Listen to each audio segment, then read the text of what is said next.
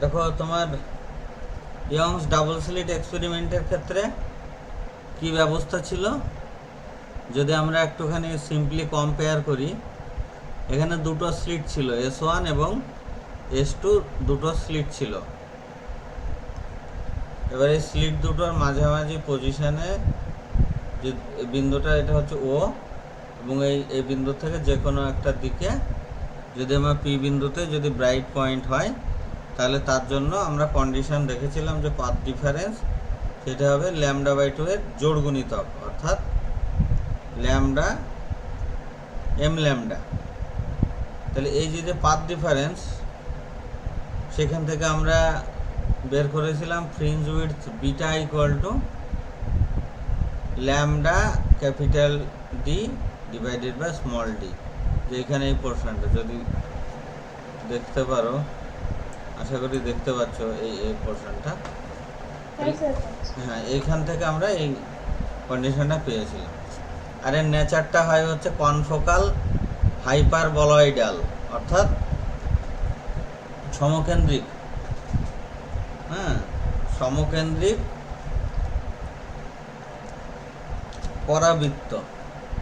এই বিভিন্ন রঙের এই যে ফ্রিঞ্জগুলো রয়েছে, এর ফ্রিঞ্জ ফোকাস ধরো এইদিকে, এদের ফোকাস প্রত্যেকটার ফোকাস ডান দিকে যা তার ফোকাস ধরে এরকম একটা পজিশানে, আর এর যা ফোকাস এদিকে বাঁ দিকে ফোকাস রয়েছে।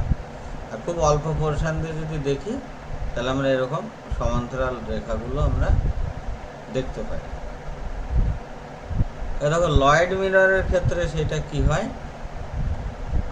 লয়েড মিররের ক্ষেত্রে যে কোনো একটা ইমেজ থাকে, এবার তার উপরে আলোটা এসে পড়ে, আলোটা এসে পড়লে আলো স্বাভাবিকভাবে প্রতিফলিত হয়ে এদিকে চলে যায়,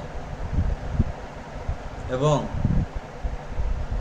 আয়না বা দর্পণ সে কিন্তু একটা ওপেক সারফেস, তার ভিতর দিয়ে আলো ভেদ করে যেতে পারে না, যার ফলে নিচের অংশে কিন্তু ছায়া উৎপন্ন হয়।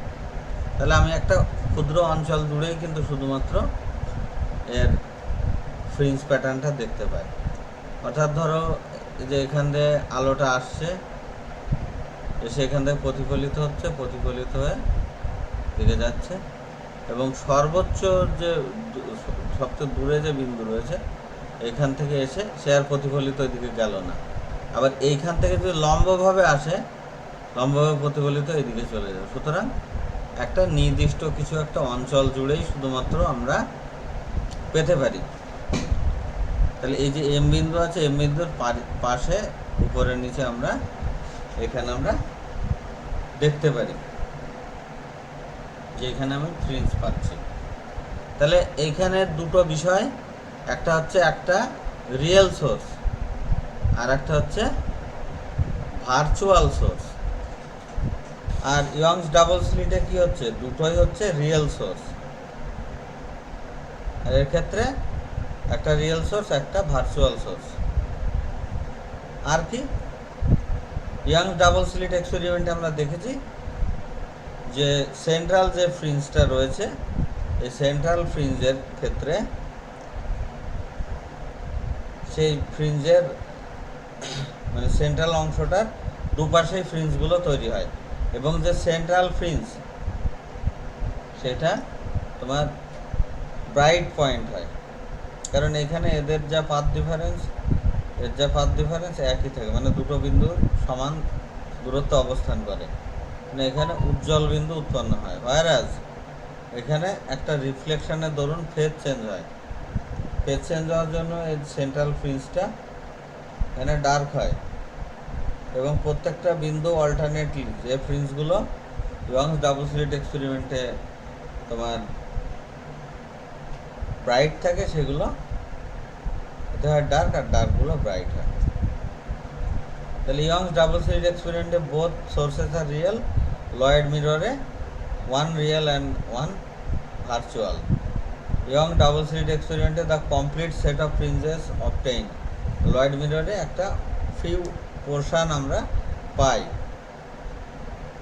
আর সেন্ট্রাল ফ্রিঞ্জটা ইটসেলফ ইনভিজিবল, সেন্ট্রাল ফ্রিঞ্জটা ইনভিজিবল হয়, কারণ কি সেন্ট্রাল এখান থেকে বিন্দুটা একদিক থেকে আমরা শুধুমাত্র আলোটা পাচ্ছি, এবং এই পাশ থেকে কিছু পাচ্ছি না। হ্যাঁ, সেন্ট্রাল অংশ আক্ষরিক অর্থে কোনো ফ্রিঞ্জই উৎপন্ন হয় না। এবার দেখো ফেনেলস বাইফিজম। ফেনেলস বাইফিজমটা যদি আমরা বলি,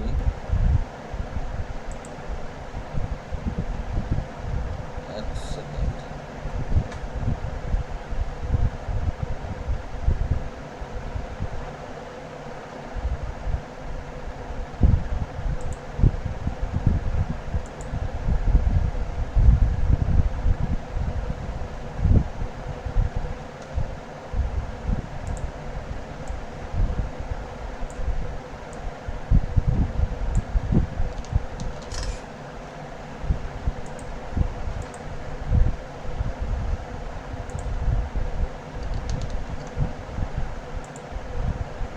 দেখতে পাচ্ছ?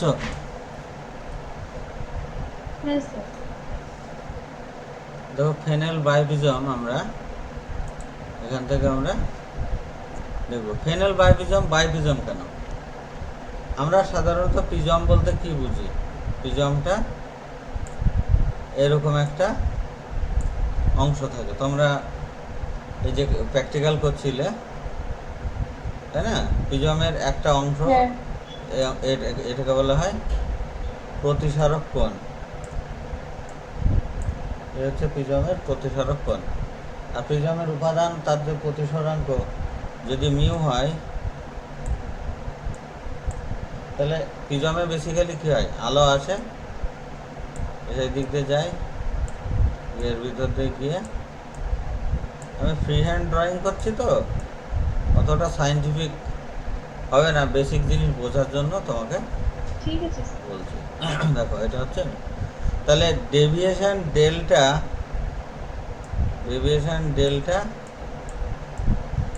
ইকুয়াল টু কী হয় বলো তো? ডেভিয়েশন ডেল্টা ইকুয়াল টু কী হয়? এ ইন্টু, বলো, মিউ মাইনাস ওয়ান। এটা জানো তো? হ্যাঁ, স্যার আগে তো লিখে পড়ুন, ও আগে তো বার করেছেন। হ্যাঁ স্যার ঠিক আছে। এইখানে ফেনেল বাইফিজমে বাইফিজমটা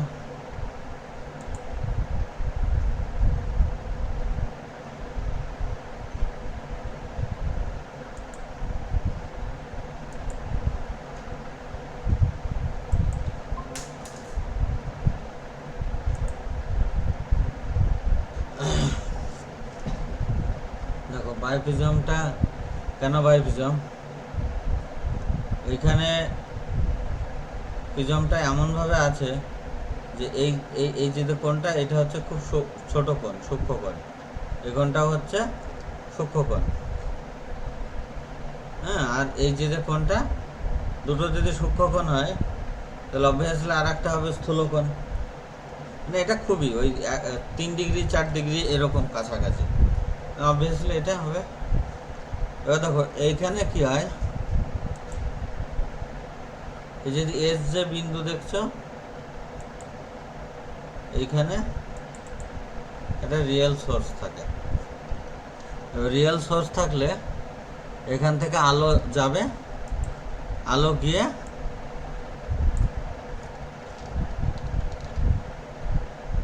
এখান থেকে আমি নীল রঙের আলোটা আঁকছি, ধরো এদিক দিয়ে আলোটা গেল, আলোটা গিয়ে এদিকে যাবে, গিয়ে প্রতিফলিত হয়ে ধরো এদিকে বেঁকে যাবে, এদিক থেকে আলো যাবে, গিয়ে এখানে প্রতিষ্ঠিত হবে, প্রতিষ্ঠিত হয়ে এদিকে বেঁকে যাবে। এবার তাহলে কী হবে? বাস্তবে আলো এইদিকে যাওয়ার কথা ছিল, তার থেকে এইদিকে ও ডেল্টা পরিমাণে ডেভিয়েশন হয়ে যাবে। এই ডেভিয়েশনটা কার উপরে নির্ভর করে? এই যে এইখানকার যে কোণটা, তার উপরে নির্ভর করে। এখানকার কোণটার মান হচ্ছে আলফা। হ্যাঁ, এখানে এটুকু হচ্ছে আলফা। তাহলে এইখান থেকে এই যে ডেভিয়েশন ডেল্টা ইকুয়াল টু কী হলো?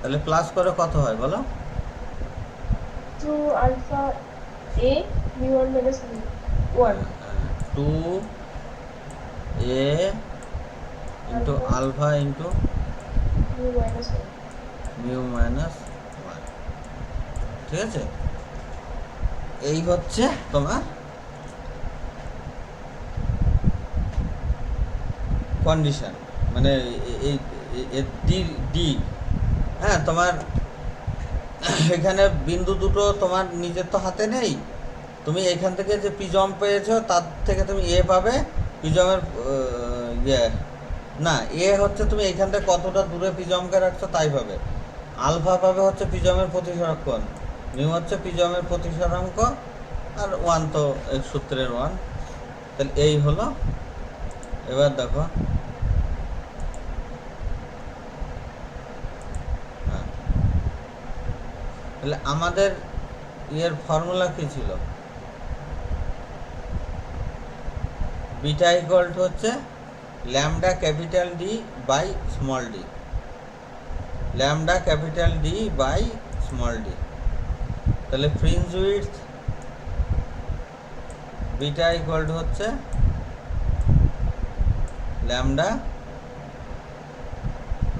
কি বললাম, lambda capital D by small d to capital D divided by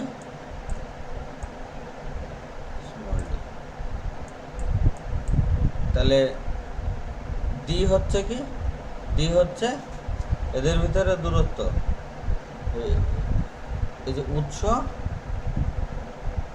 হ্যাঁ, যে উৎস এবং পর্দার ভিতরে দূরত্ব, তাহলে lambda into D divided by যে 2a আলফা, 2a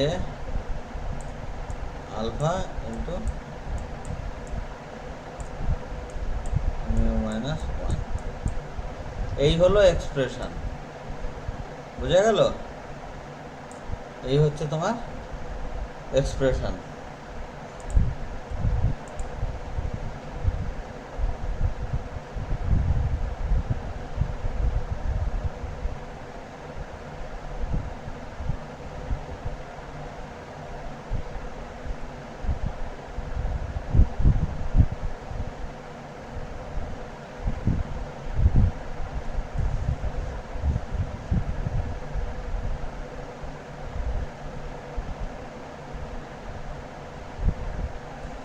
আচ্ছা, এইখানে কি গোলমাল হলো একটা?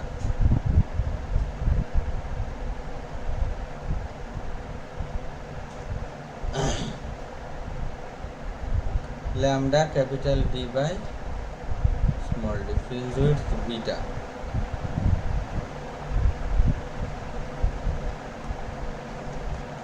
তো ফর্মুলাটা আমার কি লেখা আছে, lambda capital D by small D.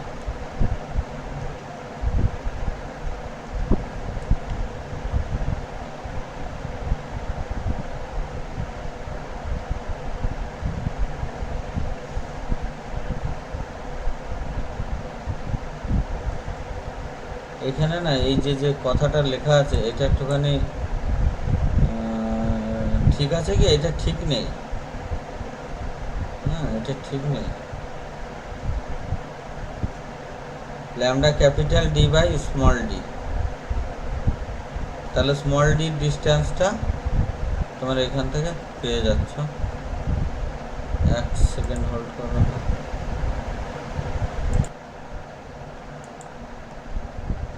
ওইটা ট্রু, আমার এই এই এই এই জায়গাটাতে আমার এটা ইন্টারচেঞ্জ হয়ে গেছে, এটা কারেকশন করে নেবে।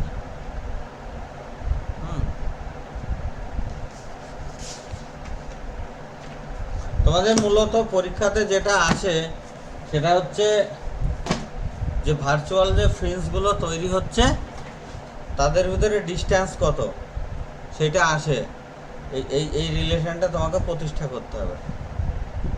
এবার হচ্ছে লয়েড মিরর আর ফেনেল বাইপ্রিজমের ভিতরে তুলনা আসে। তুলনাটা কি, লয়েড মিরর আর ফেনেল বাইপ্রিজম, এটা যদি বলি, লয়েড মিররে তোমার হচ্ছে এক দিক থেকে তোমার ফ্রিঞ্জ তৈরি হচ্ছে, আর ফেনেল বাইফিজমে দুই দিকে ফ্রিঞ্জ তৈরি হয়। Central fringe is less sharp in biprism than the Lloyd mirror. Biprism, the central fringe is bright whereas the Lloyd mirror is dark.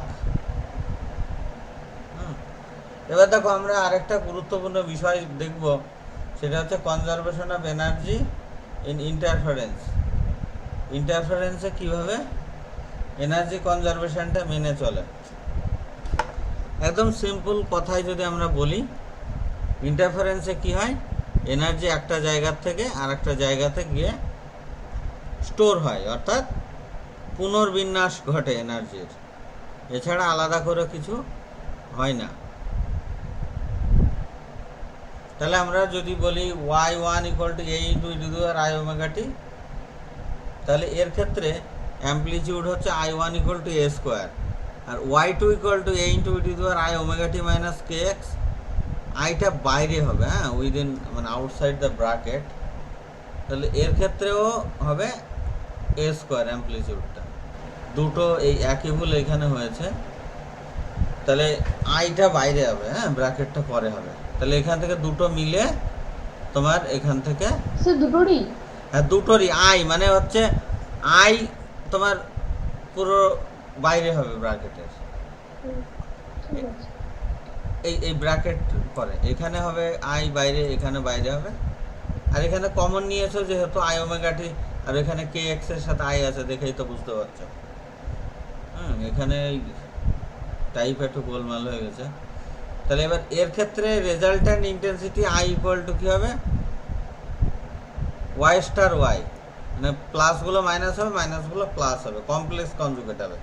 Multiply করলে কি পাচ্ছে, 2a² × 1 + cos ডেল্টা। ইন্টারফারেন্সে তো আগে শুরুতে আমরা এই পোর্শনটা খানিকটা আমরা দেখেছিলাম। তাহলে এইখান থেকে আমরা কি দেখছি, আমরা দেখছি যে অ্যাভারেজ যদি করি 2a² × 1 + cos ডেল্টা এর অ্যাভারেজ যদি করি, তাহলে আই অ্যাভারেজ হবে। তাহলে অ্যাভারেজ দেখো cos কার্ভটা কেমন হয়,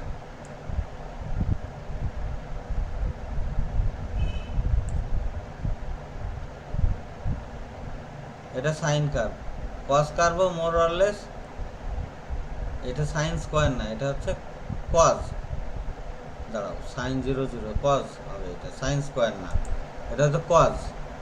তাহলে সেখানে আমরা দেখি যে cos পূর্ণ সাইকেলে cos কি হয়, পূর্ণ সাইকেলে cos 0 হয়ে যায়, হ্যাঁ। তাহলে 1 + cos ডেল্টা যেটা হচ্ছে, পূর্ণ সাইকেলে cosটা 0 হয়ে যাচ্ছে। তাহলে 2 × a² সারভাইভ করছে, যেটা হবে এই a² প্লাস এই a² এর সাথে যোগফলের সাথে সমান। এছাড়াও আমাদের আরও কিছু জিনিসপত্র আছে, phase change in reflection, Stokes treatment, interference in thin film, হ্যাঁ, fringes of equal inclination, equal thickness, Newton rings, এই সমস্ত জিনিসগুলো। তো আমরা এখান থেকে দেখি কি কি প্রশ্নগুলো আমরা পড়েছি এবং কি কি আমরা পারছি, সেগুলো একটু দেখি। Interference, what is interference of light? Interference of light তোমরা নিশ্চয় জানো, জানো তো? হ্যালো, হ্যাঁ স্যার বলেছিলেন তো। কনস্ট্রাকটিভ আর ডিস্ট্রাকটিভ ইন্টারফারেন্স কাকে বলে বলো তো? কনস্ট্রাকটিভে কি হয় আর ডিস্ট্রাকটিভে কি হয় বলো? কনস্ট্রাকশন মানে কি?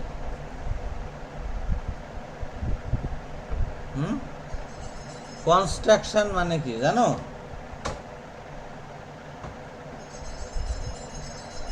জানলে বলো, না জানলেও বলো যে জানি না, বলো। হ্যালো,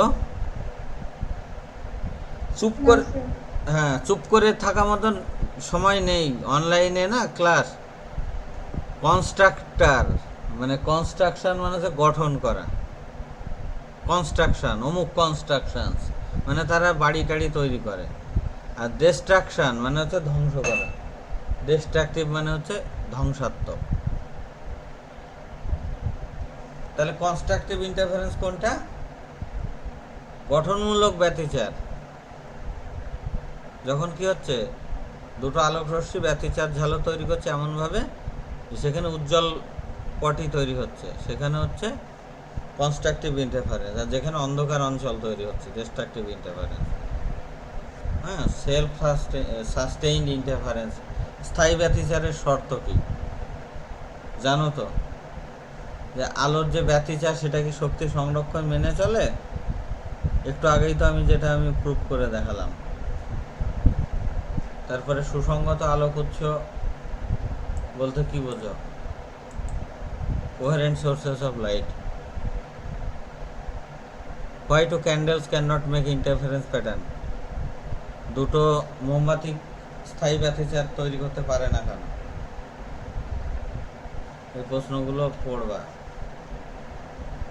কেন পারে না? কারণ কি, তাদের দেখো মোম যদিও একই উপাদানে তৈরি, তাহলে তারা দুটো আলাদা যখন হয়ে যাচ্ছে, সুতো আলাদা হতে পারে। এবার তাহলে দেখা যাচ্ছে যে একটা টেম্পারেচার বেশি একটার কম হলেই ওর ওইখান থেকে যে ওয়েভলেন্থের আলোটা ছাড়বে সেটা কিন্তু কম বেশি হয়ে যাবে।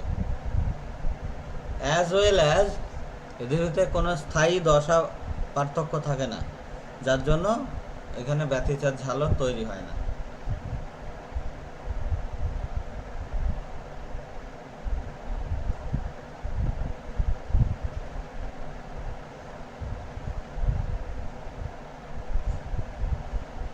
লোকালাইজড ফ্রিঞ্জ আর নন লোকালাইজড ফ্রিঞ্জ। লোকালাইজড ফ্রিঞ্জ হচ্ছে যেখানে একটা জায়গার থেকে দেখা যাবে, আর নন লোকালাইজড হচ্ছে চারিদিক থেকে দেখা যাবে। হ্যাঁ, দেখো এবার হচ্ছে ইয়ংস ডাবল স্লিট এক্সপেরিমেন্ট কিভাবে হয়। শেপ অফ দ্য ফ্রিঞ্জ কি? যদি আমি একটা মাইকা শিট দিয়ে দিই অভ্র, তাহলে কি হবে? সেন্টার ফ্রিঞ্জটা সরে যাচ্ছে একটা দিকে, যেদিকে অভ্রের পাত দিচ্ছে, ওখানে তো বলেছিলাম আগের দিনে, অভ্রের পাত যদি দাও সেন্টার ফ্রিঞ্জ শিফট করে সেই দিকে চলে যাবে। কারণ কি, এর এখানে যে পথ পার্থক্য থাকছে সেই পথ পার্থক্য এর সঙ্গে অ্যাডজাস্ট করতে হবে। তার মানে কি, এটা হচ্ছে একদম ফাঁকা পথ, আর এর এখানে কিছুটা বেশি ঘনত্বের মাধ্যম আছে তার পথ। তাহলে কি হচ্ছে, বেশি ঘনত্বের তাহলে কম হবে, তাহলে এই দিক দিয়ে তাহলে কাছাকাছি হবে, এখান দিয়ে দূরে হবে, যদিও দুই ক্ষেত্রে আলোকীয় পথ সমান। ঠিক আছে,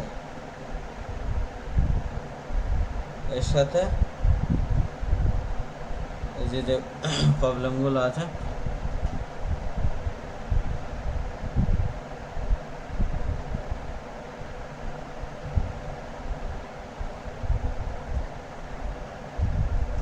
এইখান থেকে এবার তোমরা কাজ করো।